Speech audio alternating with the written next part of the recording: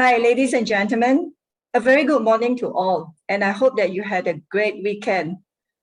Well, a lot of people like to say that Monday is a tough day as it is the beginning of another working week. But if you look at things from a perspective which is bright, Monday can be a beautiful starting day where we can look forward to another fruitful week. Wherever you are, I hope you're relaxed, feeling comfortable, joining us in our webinar now. Some simple housekeeping rules to be kept, yeah? Please mute your microphone at all times because we do not want the session to be interrupted, but feel free to turn on your video if you wish. Well, the topic for today's webinar is Halal Certification Series number 2. With that topic, you would know that we did organize the first webinar on similar topic. Yes, series number 1. And it was actually held end of last year. If I remember the date correctly, it should be 30th November last year. And we received many inquiries after that asking, when will the next one be organized? As many would like to know more about the technical aspects, and the regulations governing the application, the different stages and the process until the final issuance of Halal certification. And it does not surprise any one of us, I'm sure, because halal-related businesses is huge and significant, and it is still growing and increasing. Now, our speaker is someone very knowledgeable, well-informed, who can share valuable insight of how we can apply for halal certificate. But before that, we have important guests with us today. And they are none other than Dato Tian, Secretary General for ACCCIM, and Dato 𝗘𝗽𝗖𝗖𝗖𝗓, National Council Member of ACCCIM and Chairman of ACCCIM Commerce Committee. Without further ado, let's begin by warmly inviting Yang Berbahagia Dato Tian, the Secretary General of ACCCIM, to deliver his opening remarks. Over to you, Dato.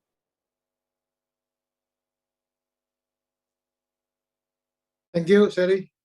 Dato 𝗘𝗽𝗖𝗖𝗖𝗓, Chairman of Commerce Committee, Ustaz Mohd Jabal, Speaker of this seminar, Madam Shirley Tay, the Moderator of this event, my fellow colleagues and members of ACCCIM, members of the press.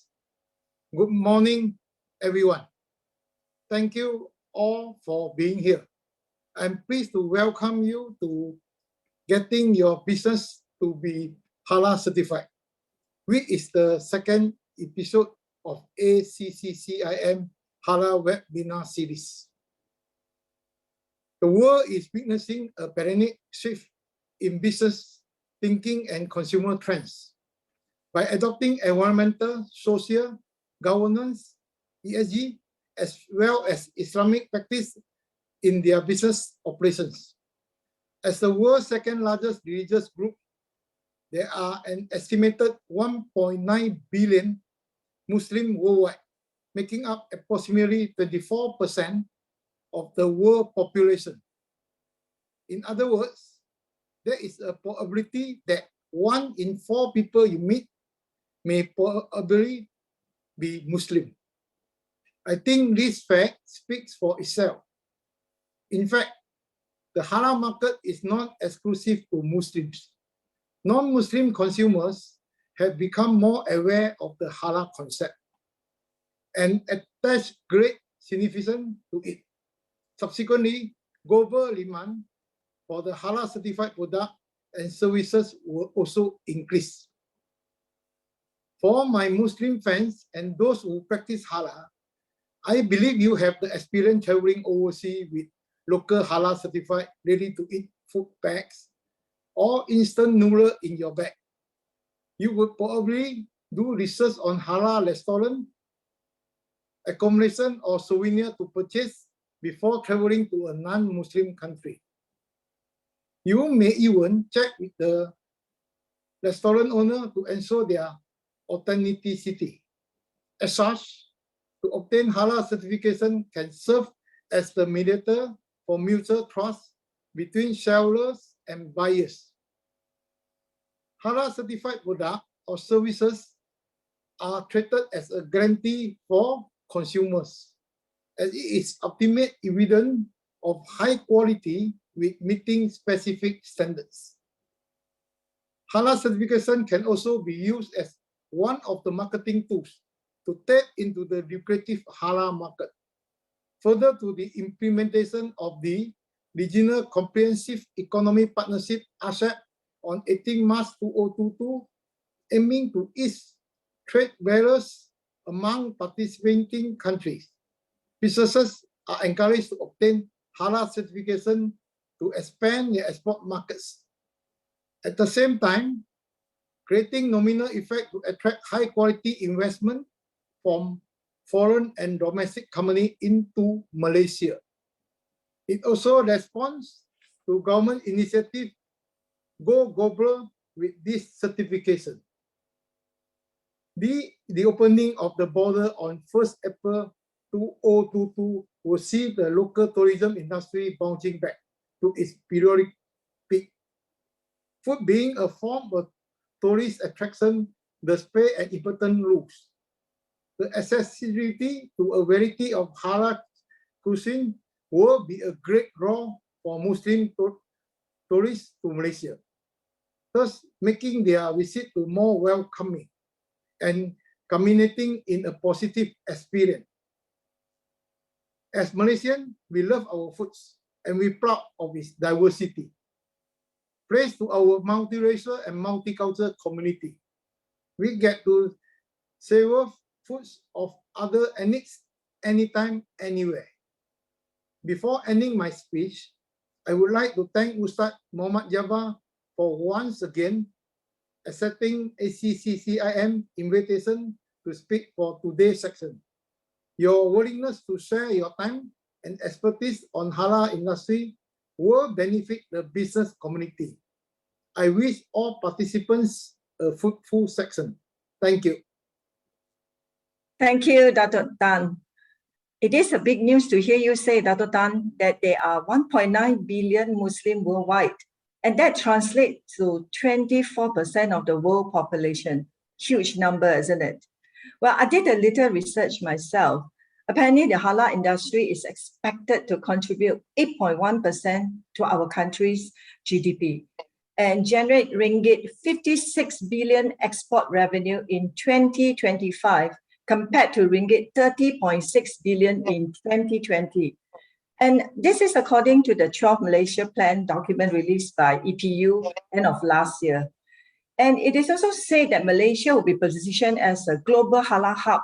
You know, the halal supply chain would improve and Malaysia would be promoted as the prime destination of halal investment to various international platforms such as ASEAN, the Organization of Islamic Cooperation, in short OIC, and Chambers of Commerce. Isn't it interesting? And the regional network and distribution channels of local large companies and multinational companies, MNCs, would be leveraged in promoting export-oriented products and services. Now, ladies and gentlemen, before I invite our speaker, I just want to mention that you can actually post questions in the chat box. Our speaker has kindly consented to take some questions from the audience after his presentation, and his presentation is going to take about 35 to 40 minutes. Well, for your information, our speaker today is none other than Ustaz Mohd Jabal. He's well known in the industry for halal training and consultancy. He has been collaborating with various entrepreneurs and professionals to develop halal systems in their businesses through his practical workshops. And in recent years, he has been appointed as Technical Pengajar Halal under JAKIM Halal Professional Board. So he is really very qualified to talk about this topic because we just can't wait, for Ustaz to do his presentation. So without further ado, we now invite Ustaz Mohd Jabal to deliver his presentation on getting your business to be halal certified. The floor is yours, Ustaz. Thanks, Madam Shirley, for the warm introduction. And thanks to Dato Tan for the welcome speech. Thanks to Dato Lew Chun Ling for the attended, being attending and welcome us here. All right. Thanks again to the ACCCIM because your willingness to invite me from our team to be part of the seminar for today. Right. Again, my name is Jabal. I will share my slide presentation now.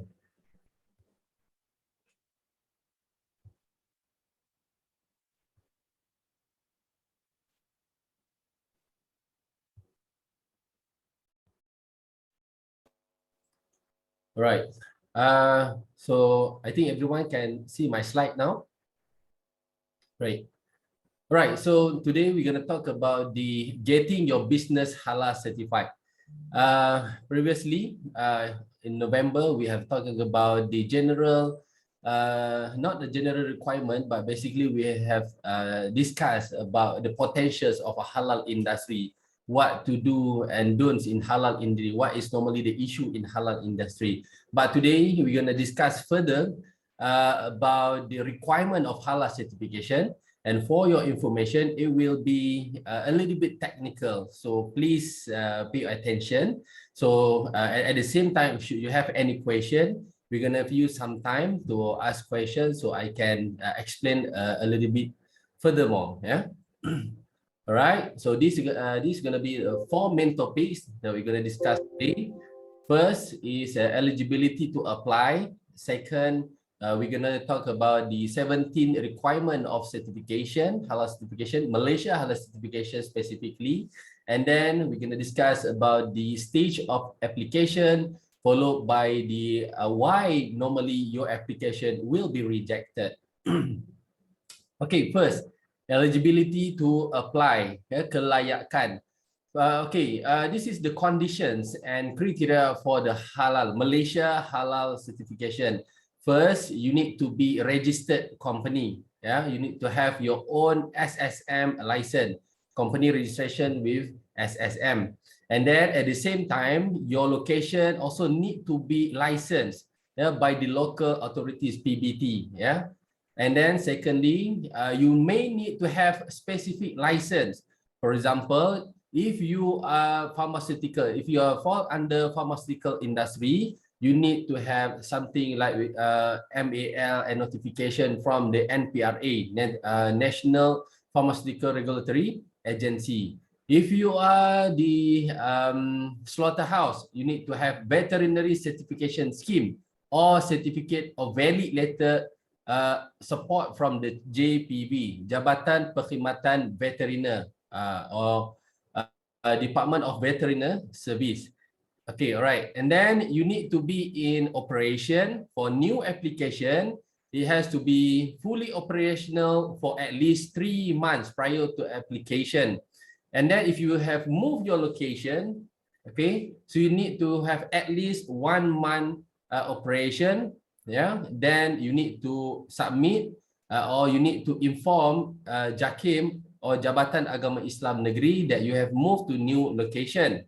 All right, and then number 4, the most important thing is you need to only produce, handle, trade or service halal product only or halal raw material only. You cannot have this under the same roof, one for halal product and another one room for the non-halal product. You cannot have that. Yeah, under one roof, under one premise, all must be halal. All right, and then if you have like 10 SKUs, you need to apply for all 10 SKU. Yeah, you cannot have like 10 SKU, but you want only to be certified for 5 SKU. You cannot do that. It has to be all SKUs. Yeah. Okay, and one of the most important thing is to have a halal supporting document. Halal supporting document could be various. Yeah, it could be halal certificates. Depends on your type of ingredients, and then product specification for the less critical ingredients, and then we also need to look at your graphic of product labeling. So product labeling at the same time need to be in line with Food Act requirement. Yeah, right. And then next, no misleading terms. Yeah, company name product, menu, ingredients, and brand of the product apply. Do not utilize the word halal or any other representation, or are characterized in any way that indicates it can be used by Muslim. For example, you want to use some Arabic term. In Islam, we have something we call the name of God, or Asma'ul Husna. For example, you want to name your product after Muhammad. Okay, it's not permitted because it's in other way. Even though if you are not halal certified, you are trying to representing that you are halal and suitable for Muslim to consume. So it is not permitted. Yeah. All right. Okay. So this is one of the important information that you need to know. Okay. Condition and criteria for halal application. Number one, this is the most important document, the most important reference that you need to refer every time you want to do your application. The document called Manual Procedure for Malaysia Halal Certification, Domestic 2020. This is the latest version of Manual Procedure. So where you can obtain this document is by log on to www.halal.gov.my. It's free and you can have it there. Yeah. So this document shall be named the Malaysian Halal Domestic. Mean it's the purpose of this document is for the reference of the local or Malaysian company in Malaysia, located in Malaysia. Okay, certification manual procedure 2020 here in after referred to as the manual procedure. This manual procedure is published based on Trade Discretion Act 2011 in bracket Act 730 through subparagraph 7 in bracket 2, Trade Discretion Order Halal Certification and Marking 2011. In other words, it means this halal manual procedure is in line with Trade Discretion Act. So in Malaysia, we don't have specific halal act unless it is mentioned under Trade Discretion Act 2011. All right. Third, so this manual procedure shall be referred to and apply to companies and all applicants for Malaysian halal certification that, number one, registered locally or abroad and conduct manufacturing and production of product and or services in Malaysia. Okay. This manual procedure should be referred to and read in conjunction with the MHMS 2022. MHMS is Malaysia Halal Management System. Yeah. And then MS mean Malaysian Standard, fatwa, and then relevant legislation or regulations and circulars applicable in Malaysian halal certification. Okay, for example, we have talked earlier, one of the most important document that you need to share with the JAKIM or the Jabatan Agama Islam Negeri is your local license, local authority license, SSM license. That is the most important document. If you don't have this kind of document, you are not eligible to apply. Yeah. All right. And then fifth, this manual procedure shall enforce on the date specified by the competent authority in the Malaysian halal certification, and all personnel involved in the Malaysian halal certification must comply with this procedure manual. So that means this is the main reference for the all applicant before they are making their own application. You need to understand, you need to know, you need to interpret well. Yeah, you need to know how to translate all this information, all this requirement in your premise. Yeah. All right. In other words, okay, based on the act, based on the Trade Decision Act, halal certification in Malaysia is not compulsory. For industry to have Malaysia halal certification, it is not compulsory. Yeah, it is the voluntary basis application. But at the same time, even though it is a voluntary application, everyone or all applicants must obey, must understand, and must comply with all the requirements. So then only you are eligible and you are competent to be halal certified by JAKIM or Jabatan Agama Islam Negeri. Okay.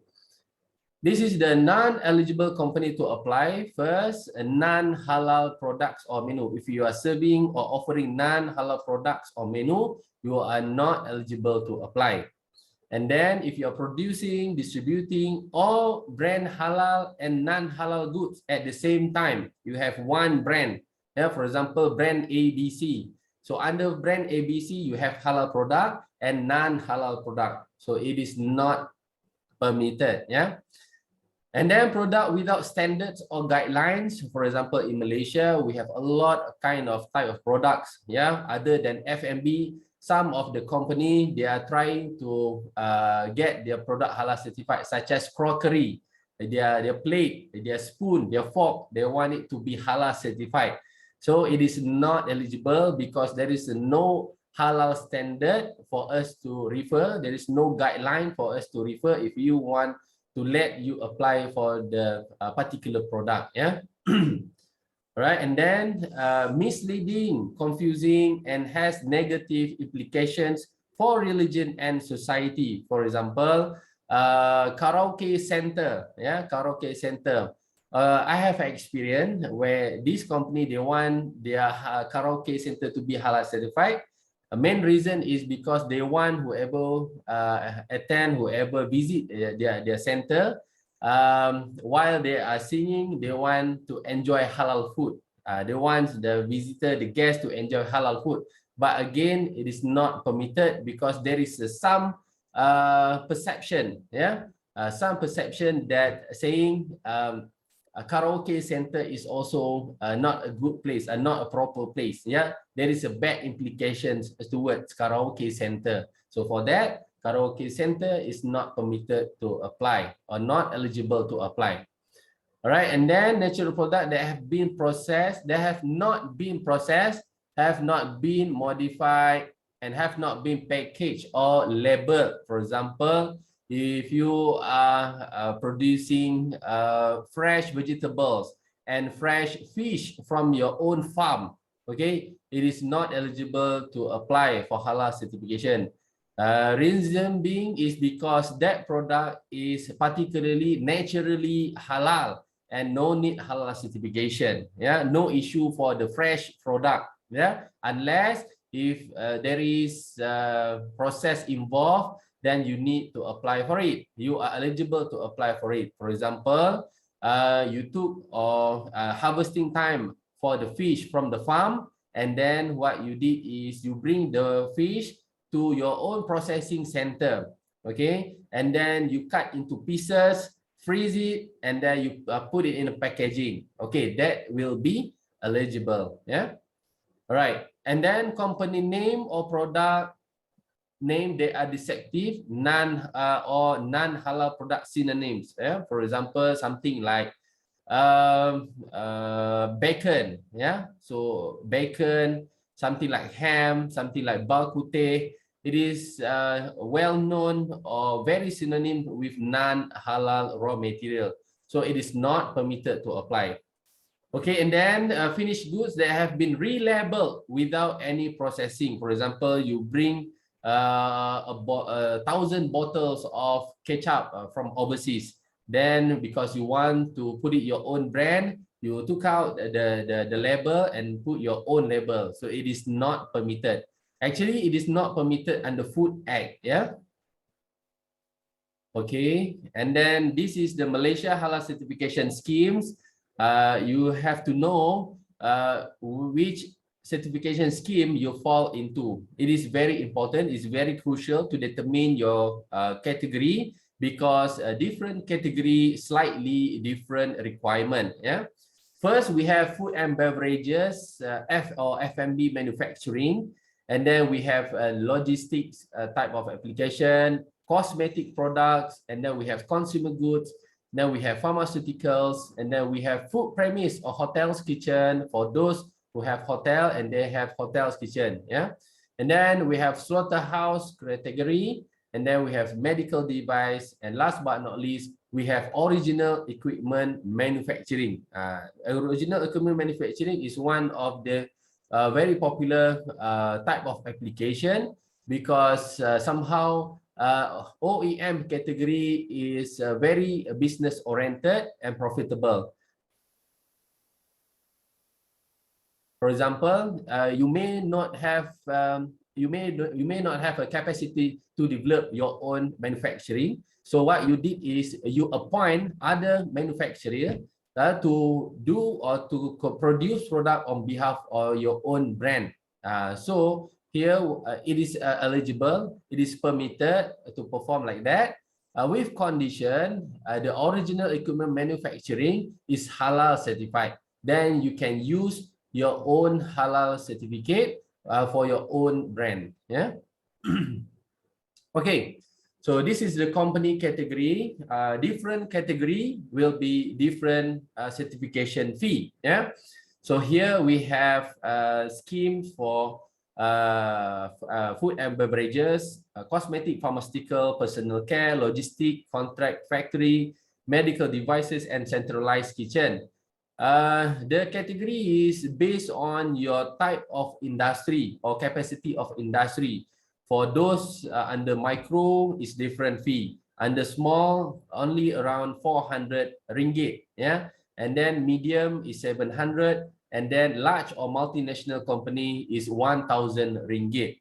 And this fee is an annual certification fee, but halal certification is meant for 2 years. So that means you have to multiply to 2. Yeah, for example, for micro, the fee will be 200. For small will be 800, for medium will be 1,400, and for multinational company will be 2,000 ringgit. Yeah. So somehow this certification fee is the cheapest certification fee in the world. Yeah. Some of the certification body, they even charge you by SKU. Yeah. So that means if you have 500 SKU, you have to pay 500 ringgit, for example. But Malaysia, we are different. This is based on application. Yeah, if you have like 100 products, so per application mean only 200 ringgit. Yeah. Okay. All right, and this is for the company category under food premise. Food premise scheme, under food premise scheme, we have restaurant and cafe, canteens, bakeries, chain restaurant, food truck is also eligible to apply. Okay, and then we have a cafeteria in food court, kiosk. Okay, wait, give me a few seconds. I need to put my charger on. Okay, sorry. Okay, so under food premise scheme, we have restaurant, canteens, bakeries, chain restaurant, food truck, cafeteria, and food court and kiosk. The certification fee, annual fee is only 100 ringgit. Since halal certification is for 2 years, so the fee will be 200 ringgit per application. All right. And then under food premise also, we have hotels kitchen or restaurant kitchen.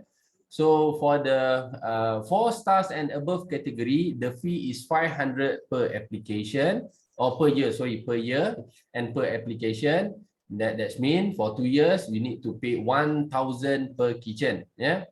And then 3 stars and above is 200 ringgit per year. And for 2 years is 400 ringgit. Okay, so food premise scheme under food catering services, conventional central kitchen, the fee is a little bit different because it depends on how big or how small is your category. So for the small category, annual turnover less than 500,000 is only 100 ringgit per year, which means 200 ringgit for 2 years. And then medium annual turnover from 500,000 and RM 500 million, 400 per year or 800 ringgit for 2 years. And then a large category annual turnover exceeds RM 5 million, 700 ringgit, or for 2 years is 1,400 ringgit. Okay, and for the OEM manufacturing, original equipment manufacturing, So product application that eligible to apply under this category is for F&B manufacturing, and then cosmetic product, pharmaceutical products, personal care product, and medical devices. So the fee is different based on where is the location. For the ASEAN countries, the fee is RM2,500 ringgit. And for other countries than ASEAN, the fee is 10,000 ringgit. Yeah. All right. So let's move into Malaysia halal certification requirement. Okay, so halal certification, normally I will advise applicant to do it or to understand it by phase. Normally, there is a 3 phase of application.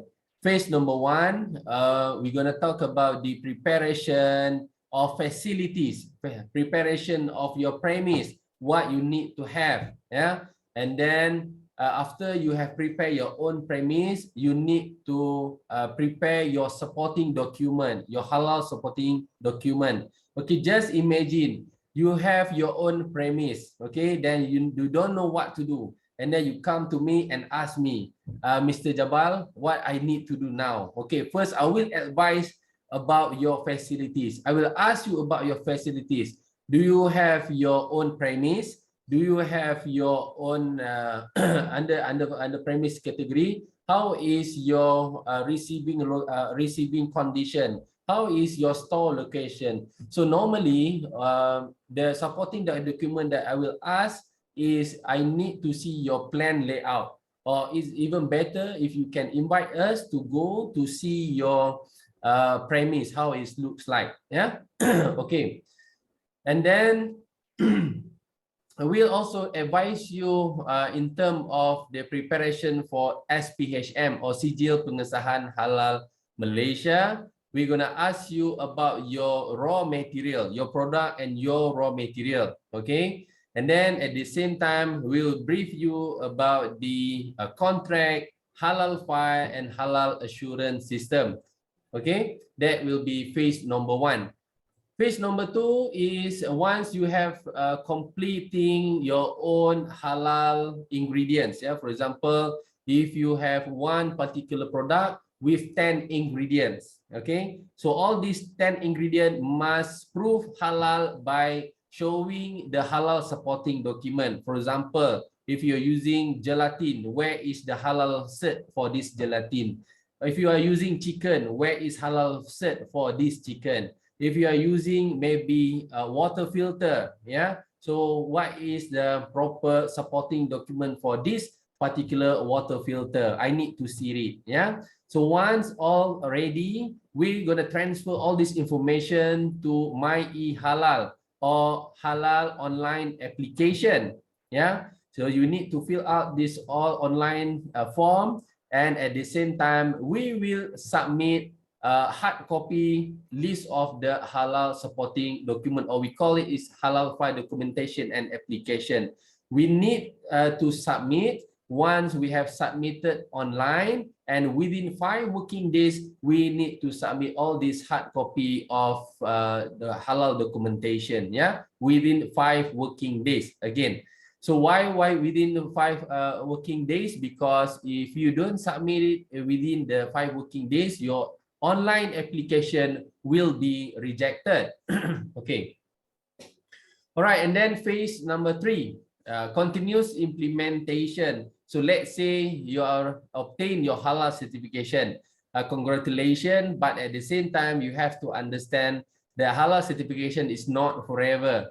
Yeah, it's only meant for 2 years, and you need to at least maintain your halal certification within 2 years by having proper system. So the system called Halal Assurance Management System.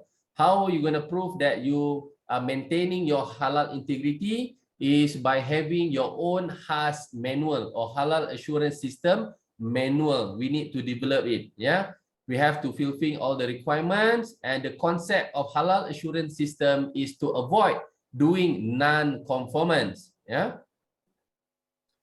All right. Okay. So this is MS 1500 2019. For those who wanted to apply for Malaysia Halal certification, you need to buy this document. You need to read, you need to understand, and if you don't, please refer to someone that understand and maybe competent to explain it to you. Yeah. All right. So this is basically the content of the Malaysian standard. Under Malaysian standard, inside the Malaysian standard, it is actually part of the manual procedure procedure halal Malaysia MPPHM, or a part of the Malaysia Halal certification is also contain undang-undang and akta, fatwa, sistem pengurusan halal Malaysia, or we call it as MHMS, Malaysia Halal Management System, as well as perkeliling or circular. Yeah. All right. Okay, so this is definition of halal according to Malaysia Halal standard. Any food or products that A, neither is nor consists of or contains any part or matter of an animal that is prohibited by Sharia law for a Muslim to consume, or that has not been slaughtered in accordance with Sharia law. So definition number 1 is referring to animal-based product or animal-based raw material. So whenever you encounter with animal raw material, animal source of raw material, you need to prove that your raw material or product is halal by only providing recognized or valid halal certificate. That is number 1. B, does not contain anything which is impure according to Islamic law. So according to Sharia law or according to Islamic law, some of the material is considered as filth, considered as najis. Yeah, you cannot simply use najis. You cannot put it in your product. You cannot use it as part of the ingredients. Yeah, right. For example, like liquor. Yeah, liquor and its derivative is considered as non-halal and also considered as najis. Yeah, or filth. Okay, and then C, does not intoxicate according to Islamic law, anything that can cause you intoxicate effect. So it is considered as non-halal. And then D, has not in the course of preparing, processing, or storing been in contact with mixed or in close proximity to any food that fails to satisfy paragraph A and B. So this is about how you handle your raw material, your ingredients, your processing lines. It has to be separated. It has to be dedicated. Yeah. All right. And then does not contain any part of human being or its yield which are not allowed by Sharia law. For example, maybe you heard about the placenta, human placenta. Some of the country, they use human placenta to produce pharmaceutical product. So under halal, under Sharia, it is not permitted. Yeah. And at the same time, if you can see why in terms of food safety, we are encouraged or it even compulsory for us to wear hairnet. We are compulsory to use a face mask. Why? We want to avoid from the human contamination.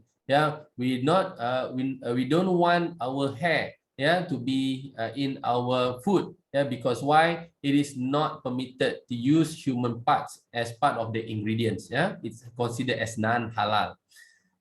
Okay, F is not poisonous or hazardous to health. Anything that poisonous or hazardous or harmful can cause you bad impact or bad effect is considered as non-halal. Yeah. For example, chicken is considered as halal, and it is good to have halal certified chicken.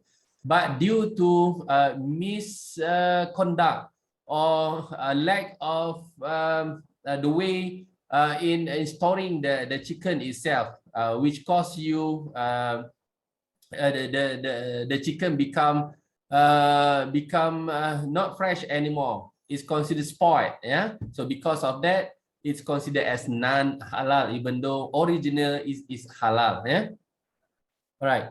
And then G, has not been prepared, processed, or manufactured using any instrument that is contaminated with impure according to Sharia law.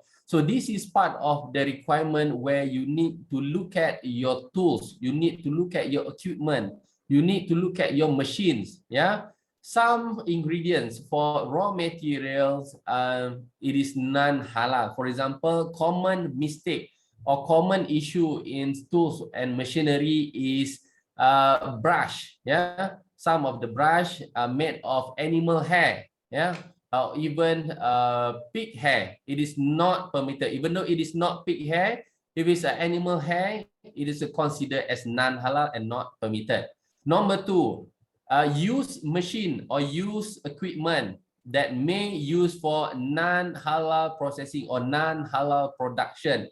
It is also not permitted unless you perform certain process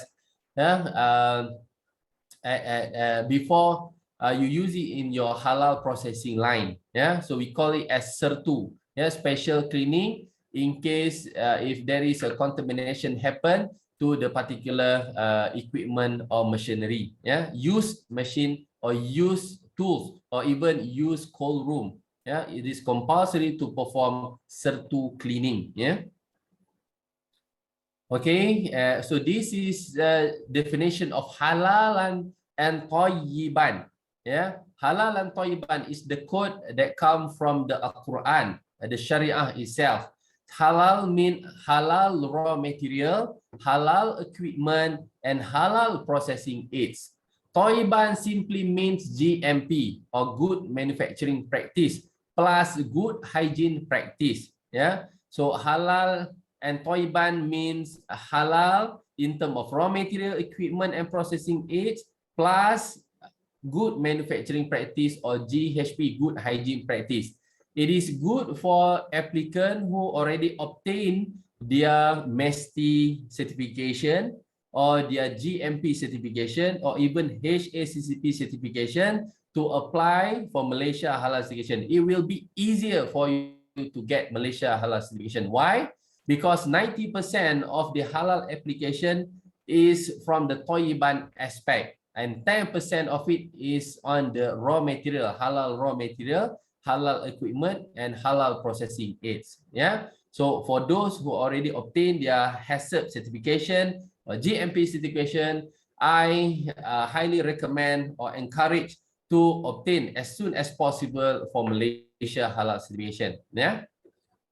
All right. So this is the 17 requirements of Malaysia Halal certification. It starts from raw material and then followed with equipment, workers, Malaysia Halal management system, product, menu, services, labeling and packaging, sanitation, documentation and record, and then process, transportation, facilities, element of worship, storage, premise, training, OEM, and compliance with the law. So the formulation of this requirement is like this. Yeah, total of requirement is 17. If you cannot comply with one of the requirement, your application will be rejected. 17 minus 1. The answer will be equivalent to 0. Yeah. So in other words, you have to comply with all these 17 requirements. Yeah. Right. Requirement number 1 is about raw material. First, you have to use only halal raw material. Yeah. It has to be clear info on the sources, labels with material name or manufacturer name. Yeah. For example, your application, you have one product with 10 ingredients. All 10 ingredients must have information of raw material. The information consists of name of raw material, name of the manufacturer, name, address of the manufacturer, brand of the ingredients, halal certificate for ingredients, and then the expiry date for the ingredients. That is the information needed for all ingredients they are using in the application. Yeah. And then you need to have proper supporting documents such as halal certificate, SDS, management safety data sheet, product specification, or even material sources statement. It is permitted, but again, it's depending on your type of ingredients. If you are using critical ingredients, the only supporting document permitted to use is halal certification or valid halal certificate. Yeah, if it's just a chemical or something considered as no issue with halal, yeah, something like fresh vegetable, fresh fruits, fresh seafoods, no halal cert is needed. No halal supporting document is needed. Yeah, all right. And then number 4, any intermediate process such as repacking, pre-mixing need halal proof. Yeah, something that has changed or formed into another form of ingredients. Yeah, for example, like fish. Fresh fish is halal and no halal certification is needed. But because it's transformed into fish ball, now it's become critical. So you need to prove the fish ball is halal by providing proper or valid halal certificate. Okay, right. And then number 5, halal ingredient in premise should as mentioned in my e-halal. Yeah, this is for the halal premise application. For example, you have like 20 menu in your food premise. You are using maybe around 100 ingredients. Yeah, so all ingredients must be tally. Yeah, must be at the same that you are mentioned in the halal application. If you are using chicken from company ABC, so ingredient that you are using in the food premise is also must be from the company ABC. You cannot declare company ABC in your My e-halal, but you are using different ingredients or different source of chicken in your outlet or in your restaurant. It is not permitted. It has to be tally in whatever that you are declaring in the My e-halal online application. Okay. All right. So this is some of the indicator that might very useful for you to use as a reference. Yeah.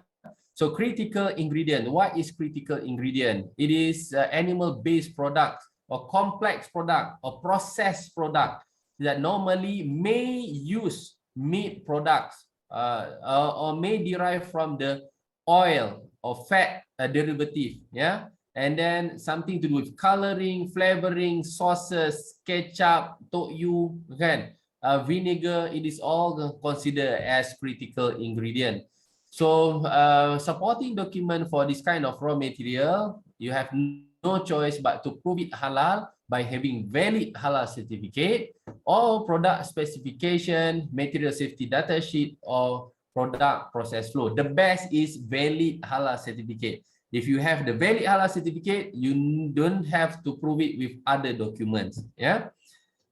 And then we have semi-critical ingredients, yeah, minimally processed product from plant, seafood, herbs, and spices, such as frozen fish.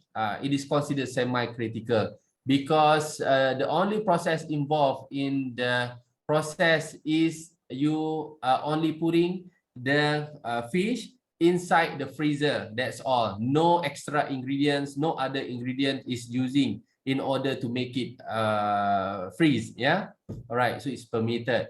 Other than that, something like black pepper powder. If it's just black pepper powder, you can just prove it halal by having product specification or product process flow. But if you're mixing black pepper with other ingredients such as MSG, which is considered as critical ingredients, then you need to prove the particular MSG is halal certified. Okay. All right, and then non-critical ingredients such as fresh items, vegetables and seafood, fresh fruits. Yeah, it is non-critical. No supporting document is needed. Okay, last we call it as haram, haram or non-halal, prohibited to use. The things or action that you need to perform is you have to drop the ingredients from your application or you have to change to other halal material. Yeah. All right. Okay, this is requirement number 2, product menu and services. Number 1, product name and form or representation must be suitable with halal images. Yeah. Number 1, for example, cosmetic product. Yeah. you have to be careful. Sometimes cosmetic product, they use sexy women, yeah, to portray the effectiveness of using the product itself. So it's not permitted. It has to be in line with Sharia, yeah. And then all products should have production records, minimum 3 months, and then product net weight as declared on labels. This is also part of the Food Act or the Labeling Act requirement, yeah, need to have net weight. Okay, for the R&D products, number one, it is permitted or it is eligible to apply, but with condition. Number one, approved by management, and then ready to commercialize. Third, no changes in material upon application. Yeah. Okay, requirement number 3 is about processing. Okay, so processing, number one, you have to comply with regulation in terms of raw material. Yeah. So in the processing line, the permitted ingredient to use is only halal certified or halal ingredients, yeah, or halal raw materials. And then in the processing line, you have to implement GHP, good hygiene practice, or GMP. Now the question is GHP or GMP compulsory to impose in the processing line? Yes, but it is not necessary for you to be certified GMP or GHP. That means if you don't have GMP certification, it is okay to apply. It is permitted to apply. Yeah, but it will be better if you have the certification itself. Yeah.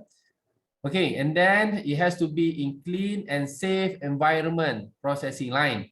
You have to store away chemicals or non-related material. Sometimes this in the processing line, applicant tend to put extra raw material or unused equipment. Cannot, it is not permitted. The best for you to understand what is 5S and then implement 5S as part of the processing requirement. Yeah. In fact, 5S concept is also part of the GMP requirement. Yeah. What is the 5S? Sorting, apa lagi ya? Sorting, sweep away, yeah, and then stow away. Okay. Proper arrangement, seragam, and other things lah. Okay, and then negative implication is not permitted. Processing line and inside the processing line, no religious activity in processing area. No religious activity in processing area. So outside of the processing area, it is permitted. All right, and then requirement number 4, storage. You are halal material only. Okay, it has to be material or finished goods or trading items halal only. Yeah, sometimes you have a big premise, you have big storage, and then you want to put your other material, yeah, or maybe your personal belonging. It is not permitted. Yeah, if it's a raw material, it has to be halal. It has to be related with the application. Yeah. And then label and segregated according to product, item, categories, nature of product. For example, R&D products, raw material, finished good, reject item need to be labeled. Yeah. For example, how to label: name of the product, name of the raw material, intended use, date of using, when do you open the packaging. Yeah. Right, then we have to separate equipment, material, and product which is not related to the halal processing. All production shall not be stored together. The concept to implement is FIFO, first in, first out. Yeah. Okay, and then condition must be in good condition, well-maintained condition, and also suitable with nature of product. For example, if you are storing perishable ingredients, it has to be in certain temperature storage. If you are using if you are storing dry raw material, yeah, or dry ingredients, so certain location is needed. Yeah, right. And then procedure and record, SOP to clearly describe activity, material movement record, receiving record, cleaning record, pest control record, okay, and other record that may be required during visit by the auditor. Yeah. And then requirement number 5, tools and equipment. Okay, you have to keep cleaning. You have to have a proper document. Yeah. To keep your specification of ingredient, raw material, cleaning records, maintenance record, calibration records for the equipment, purchase record, yeah, for second-hand items, and then you have to put away or segregate or remove broken tools, unused tools, or negative impact confusing tools. For example, like brush, yeah, you may have brush looks like animal hair, yeah, you better to put away. Or maybe something like unused water filter, which is non-halal certified, or doubtful water filter, you have to put it away. Yeah. All right. And then tools, equipment from animal source, unless proven halal. Proven halal mean support with certified with halal or valid halal certification. Okay, requirement number 6, packaging requirement, label requirement, and promotion. Material made of safe material and suitable with nature of product.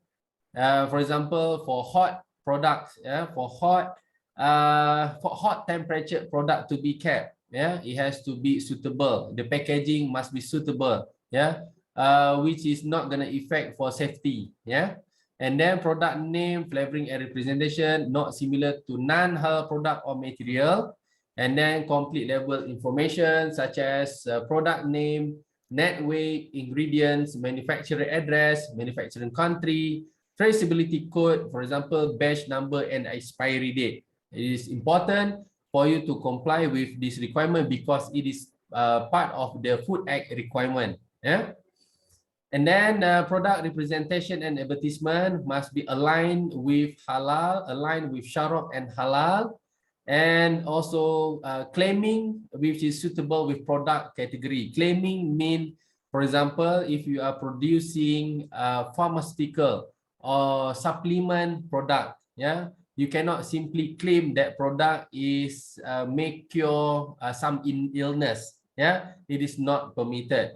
After all, prior to halal application, you need to have notification from the MPRA. Then only you can apply for Malaysia halal certification.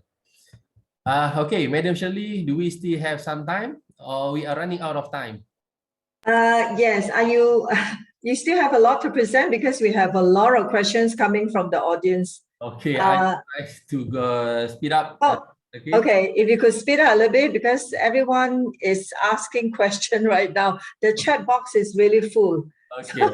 Thank you. All right. Okay.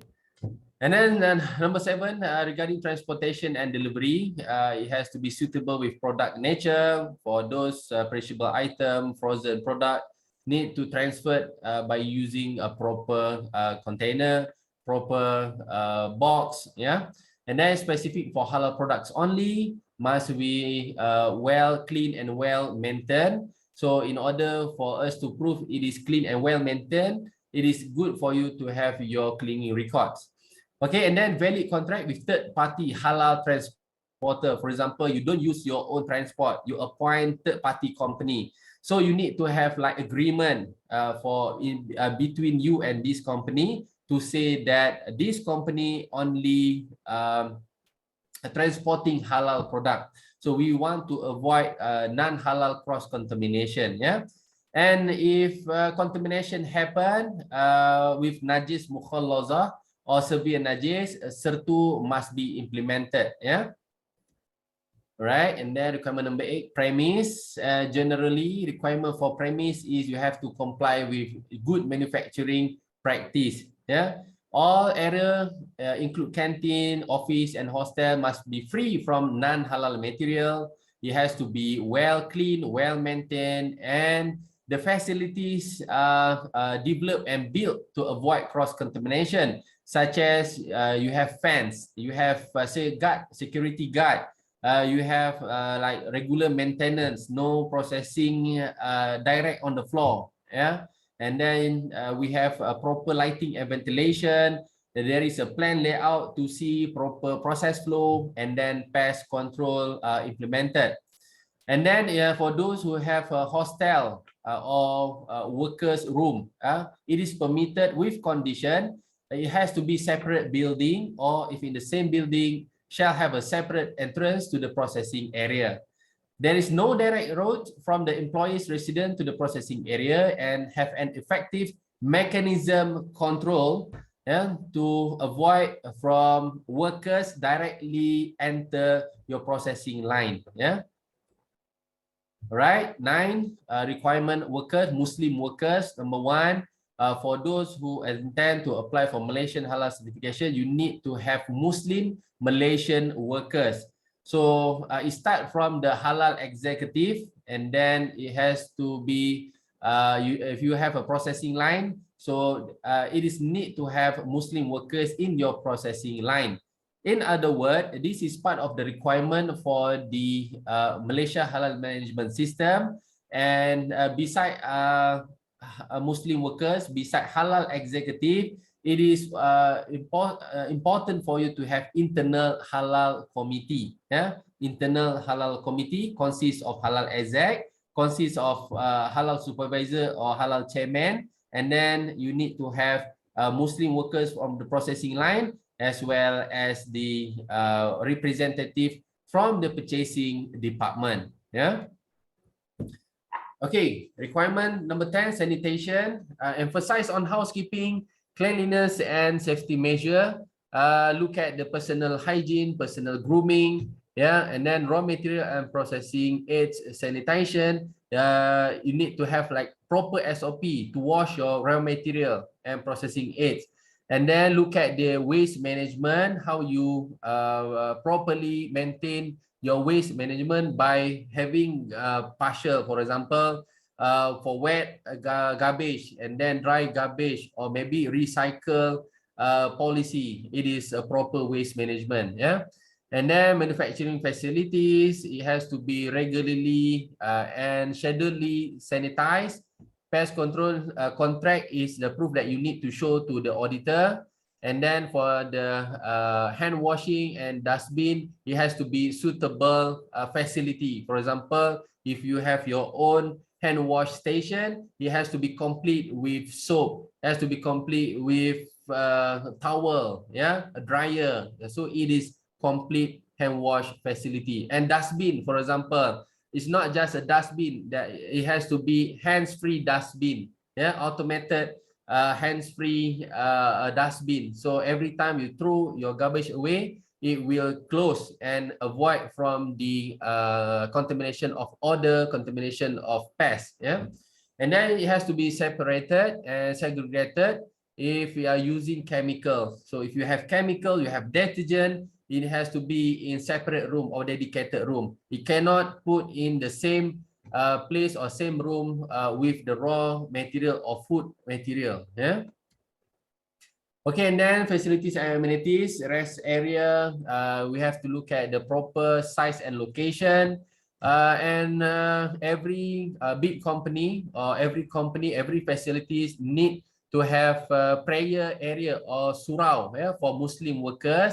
And then management also need to give permission for Muslim workers to perform their prayer. And then other amenities such as changing room, locker, or storage for personal item. Number 12 is requirement for training. Sufficient resources provided by management, funds, and infrastructure. You will need to have records of training that have been performed in your premise, in your company. For example, it is compulsory for workers to attend Halal awareness program, and it is also compulsory for the internal Halal committee to attend Halal competency program. So once everybody has attended the program, record or certificate or attendance list must be put in a well-documented record. Right. Okay, so this is the item, and what is the training topic need to attend, and then who need to attend, who is the provider, and then when it should be organized. Yeah. For example, talking about the halal executive need to be halal. It need to be certified under HPB, Halal Professional Board Pusat Latihan Halal. Yeah. Okay. It's only once. It's only once for a lifetime. Yeah. It's not regularly trained. It's just once in a lifetime for the personnel, for the halal executive himself. Okay. Requirement number 13. Malaysia Halal Management System. So this is the document that we're going to have in order for us to maintain halal certification, to maintain the halal integrity. Okay, for the large and medium industry type of document, we call it as the halal assurance system. For the small industry, we call it as the internal halal control system manual. And for the micro industry, same document for the small industry. It's different. It's slightly different documents. Yeah, it's slightly different SOP and even process. Yeah. Okay, documentation and record. So this is type of document and type of file that you need to keep in your premise that may related directly with halal application or indirectly with halal application. So document that directly involved with halal certification is the halal application file, worker record, and training record related to halal training and halal production. And then halal assurance system file, internal halal control system, pest control. This is indirectly requirement under halal certification. It is also required under food safety or under MESTI or under GMP, but it is also part of the halal application as well. And then cleaning and sanitation record, processing record, purchasing record. So this for record is also required under GMP. At the same time, it is also required under halal. You don't need to submit this record for the application, but auditor will come and ask for the record. Yeah. All right. So next is requirement number 15, worship elements. Any tools and elements of worship should not be in the processing area. It is not permitted. But if you have your own specific or dedicated area for this purpose, it is permitted. Yeah, but not in the processing area. Okay, 16, halal certification requirement. This is just a statement to say that any application must comply with other regulation, such as regulation from the local authority, requirement for the pharmaceutical under NPRA, National Pharmaceutical Regulatory Agency, under Drugs and Poison Act, under Department of Veterinary Service requirement, under Food Act and Food Regulation, or any other requirement based on product category, and it will equivalent to the compliance.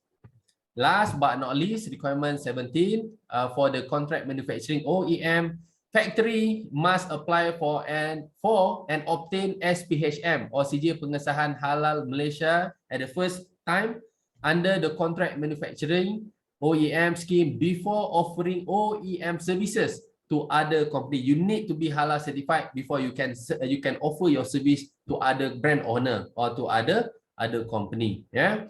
Then only the other brand owner or the other company can register their application under the brand to use the halal logo.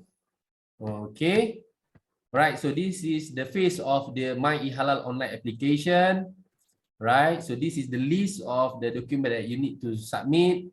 Company registration, license, a copy of financial statement, and then a copy of identification card, IC, for these two Muslim Malaysian workers at your production line, list of product or menu, and then supporting document for raw materials and water filter. If you are using water filter, your water filter must be halal certified. Yeah.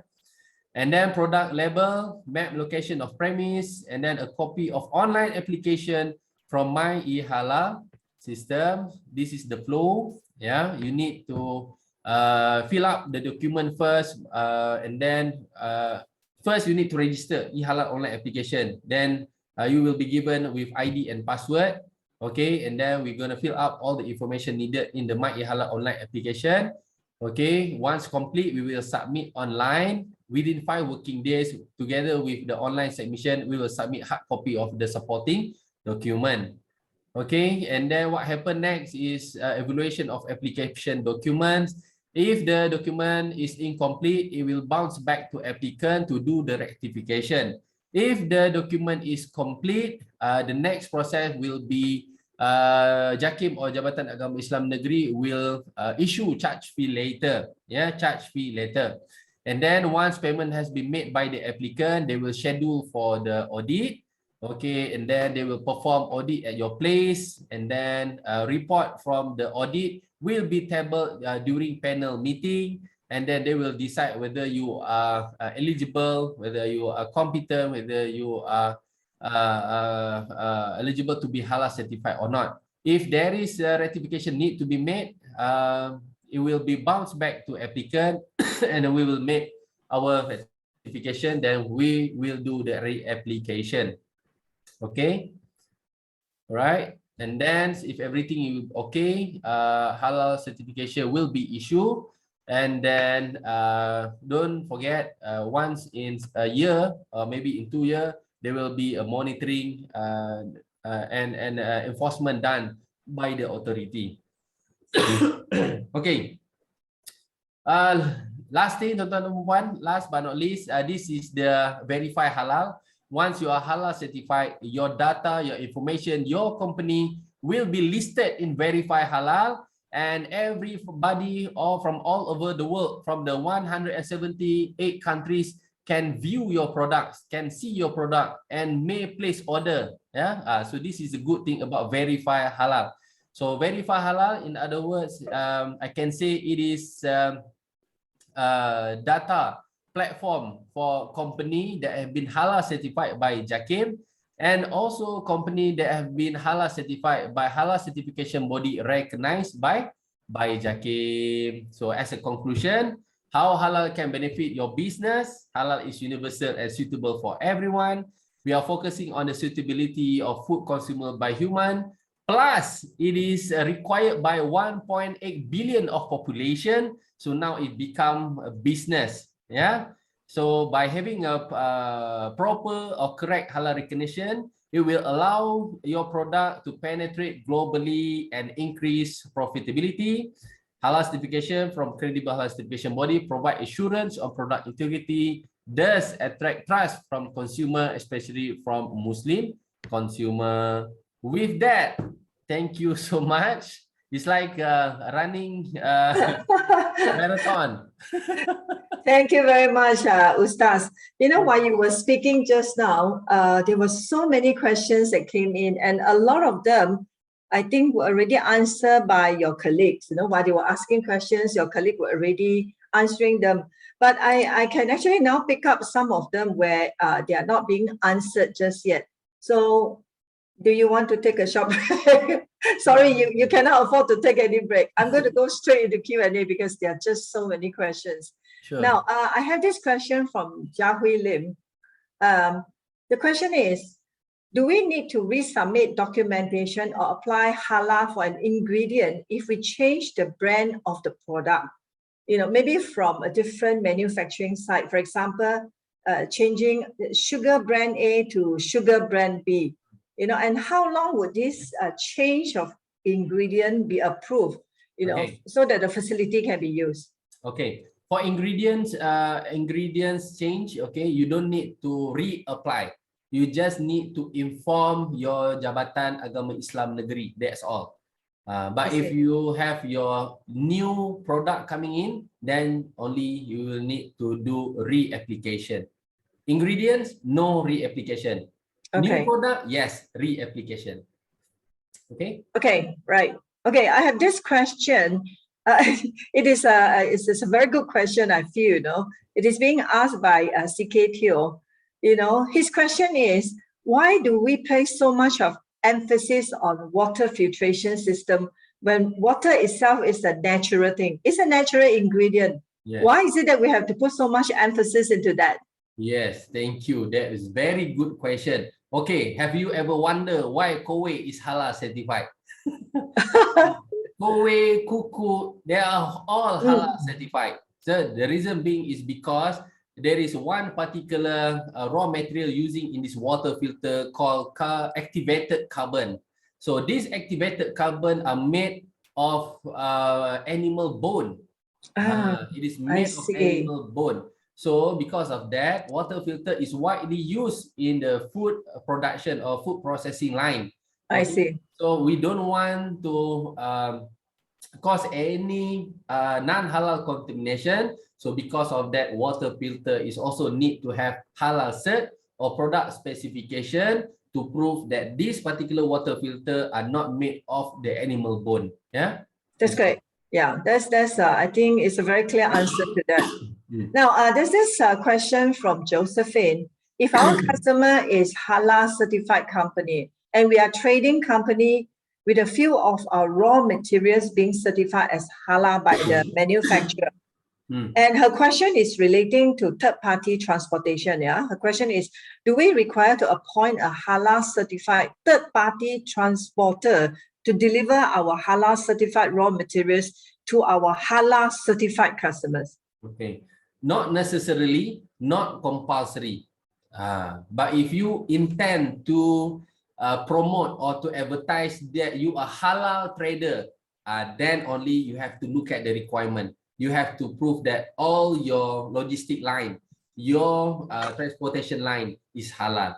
If not, then just keep quiet and business as usual. I see. Okay. All right. Thank you. Certification is not compulsory. After all, you are only trading company. You are not manufacturing company. Okay. Yeah? So you can just continue to trade. You know, you do not need to intentionally bring up, you know, that issue. Am I right to say that, Ustaz? Okay, great.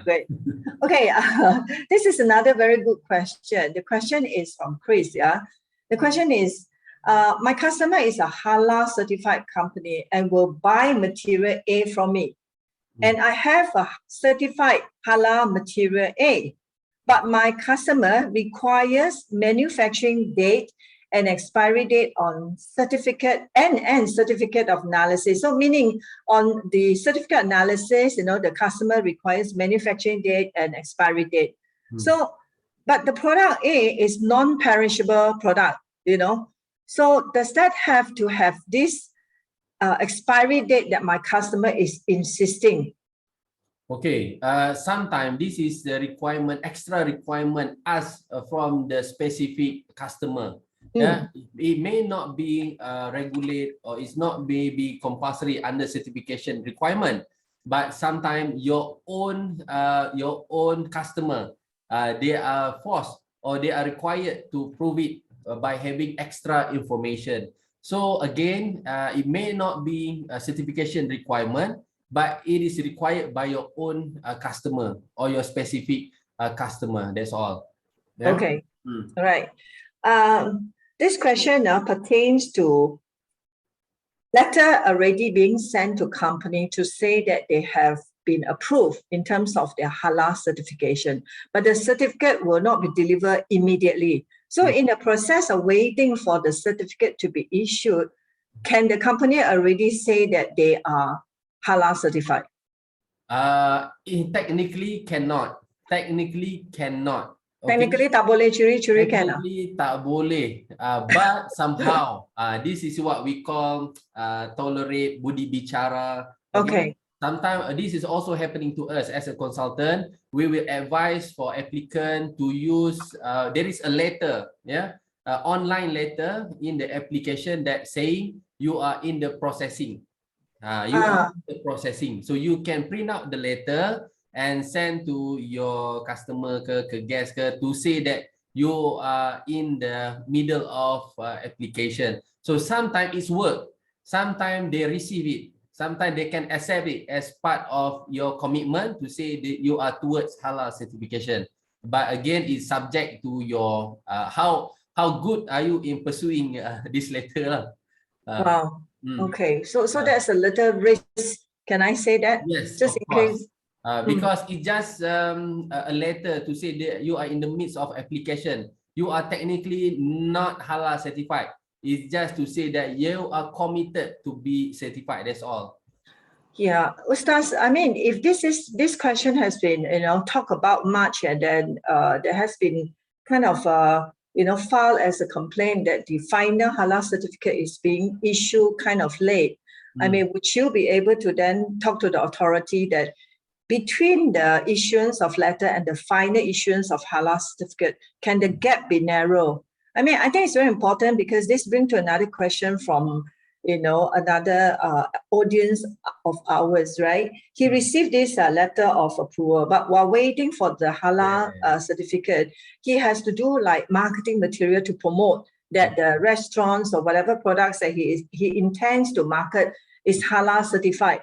But he can't do so because, a lot of this material has to be printed sometimes for distribution. But there's a risk because if you say that you're halal certified, what you have is only a letter, not the final certificate. I think it is important for the authority to be told that, the gap needs to be narrowed down. Would you agree?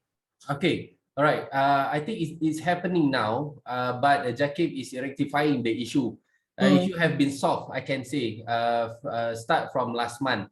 We are aware that recently there is an issue from JAKIM because why I said JAKIM because all the certification application from all states from Malaysia will be submitted to JAKIM. JAKIM is the center to issue the hard copy of the certificate. Okay, I see. They are having trouble with that, but recently, I think start from this month, they have issued the backdated issue with certification and start to issue all the certification. Okay, my suggestion is, okay, number one, you may have been halal certified.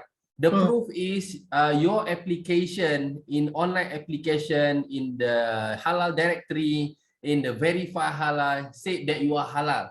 So you don't have to worry about that. Okay, for me, you can start promote. You can tell everybody that you are halal certified. If you don't believe, if your customer don't believe, they can refer anytime to the My eHalal system, to halal directory, or even verify halal. It's just a matter of the hard copy of the logo of the cert. That's all. Okay. In other way, you can prove it by showing them the online the portal, or verify halal system. Okay, all right. Actually, they are towards to the e-document, e-halal certificate. So in the future, you don't have to wait for this hard copy document. You will be awarded with this e-cert directly once you are halal certified. I suppose with the advancement in technology, things will be faster that way, right? Once you receive the letter, your cert will be posted. So that's the thing that JAKIM is working towards. I mean, according to what you say. Am I right? So but meanwhile, the issue is because of that. They need some time to transform this matter. There is a time where we can say it's like a buffer before you do digitalization. Something needs to be done at the back end. Okay, I have a very interesting question here. Is it true that Japanese restaurants do not get halal certified at all? I find it very interesting is because I mean, I love Japanese food, but I've not seen it being halal certified. Is this true, Ustaz? It's not true. It is not true. Japanese food is one of my favorite food, and I have consult, I think, at least 5 company to be halal certified. I see. There is 2 in the midst of application. One, I can say the brand is Nippon Sushi. Nippon Sushi. They have a lot of outlet all over the Malaysia, and one of the not so premium is Aeon. So we have some kind of Japanese food in Aeon, right? Under La Boheme brand, something like that. So they are all halal certified. Okay. Okay. There's this question that I just received. He says that, good afternoon, Ustaz, to form this halal committee for food-based company restaurant, is it compulsory that the committee members and halal executive must be Muslim, or can they actually practice other religion? Okay, there is 2 type of application here. Number one, if you are only own one restaurant, so it will be a little bit easier. All you need to have is one Muslim Malaysian supervisor I see. one Muslim Malaysian supervisor, and another one is one Muslim workers at your kitchen area. That's all. Okay. If you are franchise restaurant, if you have more than 2 restaurants, you need to develop your own internal halal committee. So internal halal committee consists of halal chairman. It may not be a Muslim chairman. It's best to have Muslim chairman. But if you don't have Muslim chairman, non-Muslim chairman is also permitted. Number 2, under chairman is halal executive. This halal executive need to attend halal executive program, certified pusat latihan halal under HPB, and then under the halal exec, you need to have the Muslim Malaysian workers at your kitchen. So it's different, depend on your restaurant. Yeah. Okay. So in essence, it does not mean that you need everyone to be a Muslim, right? Okay. Very minimum. Okay. Right. I have this question. Actually, I gather from several questions being asked. I think it relates to something like this. If I'm if I'm actually either manufacturing or importing a large bulk of products which have been certified as halal, but in the course of my business, I need to break them down and put them into like different packaging. You know, so in all this packaging, do I need to then apply for another halal license or not? Yeah, so, it is best for you to apply. Wow. So when you have the bulk material being certified as halal and you break them down into smaller packaging, into different packages, it will be important for them to apply for halal certification. Yes, we call it as a repackaging. Okay. Repackaging. Because this is actually what happened in the industry. For example, particularly this happened to the bakery products. Yeah. They supply to hotels, they supply to restaurants, they supply to small bakery shop. Yeah, I see. And then this bakery shop, they are supply to smaller entrepreneur. So every time we do inspection, we do visit, we found that this packaging is very lack of information. There is no proper label, no proper information, and there is no halal logo or halal cert to prove that this product is halal. So I will highly recommend all these repackaging products, all these repackaging manufacturer, please apply for halal certification for the sake of your customer and end user. Okay. Better. So we have an audience by the name of SN. I suppose the answer you gave just now would answer his or her question, because she is also in bakery ingredients field, and it's been mentioned here that most of the products are being repackaged, and it's understandable that we can apply for repacking halal, but we plan to innovate our own premixed flour, with their own recipe. So the question is, here, do we need to apply more than one halal certificates? One for repacking, another one is for the newly innovated products itself. Yes, it could be like that. Yeah, it depends. We have to understand further. We have to ask you, okay, whether this is maybe number 1 is your repacking, but it's also considered as your product. Number 2, newly formulated menu of products. Okay, it's also considered as your product. It could be like that, no issue. Yeah, okay. So it means it's going to be 2 products. 1 is repacking. Number 2 is your own formulated products. It could be like that. Yeah. Okay. Okay.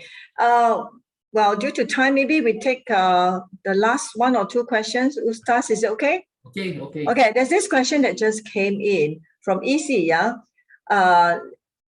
The question is there any difference between halal certification for the purpose of local sales and products to be exported to overseas? Okay, under Malaysia halal certification, the requirement is the same.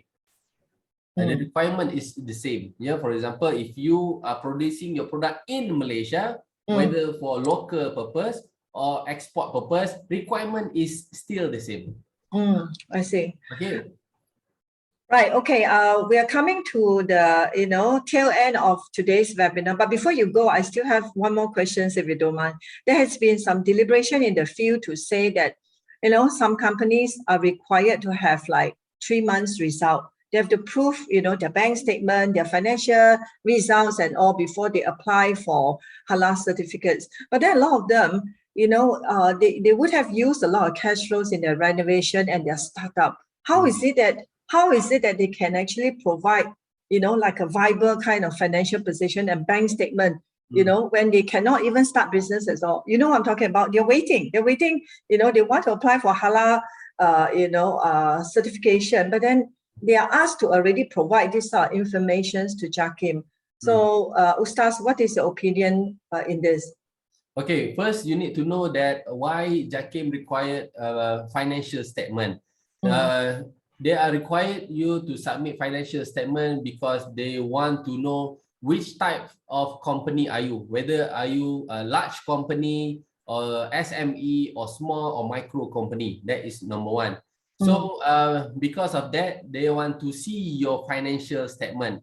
For those who just join or just develop their own company less than maybe a year, you can provide your bank statement. You can provide bank statement and submit your bank statement to say that you are operating less than a year. You don't even have your audited financial statement. So it is permitted. So normally for the new company, the charge will be under small company, because you just started. So can I rephrase it a little bit? So this company is new, right? So obviously had used a lot of money in renovation. So it's okay for them to just give the bank statement as it is. Yes. So, okay. All right. It's good to know. Now, well, ladies and gentlemen, we have come to the very end of our webinar today. And I just want to say that, the organizer has kindly consented to give out the slides to all the audience. Am I right, Ustaz? The office responded that slides will be given to all the, participants today, because so many of them asked this question, So we're glad to share, but at the same time, we are waiting for you to call us. And okay, so would you want to at least have their email address before you give it to them? Yes. Would that be fair? So okay. That's good. That's good. So for the information of everyone, so do provide us with your email address, then we can extend a copy of the slide presentation to you.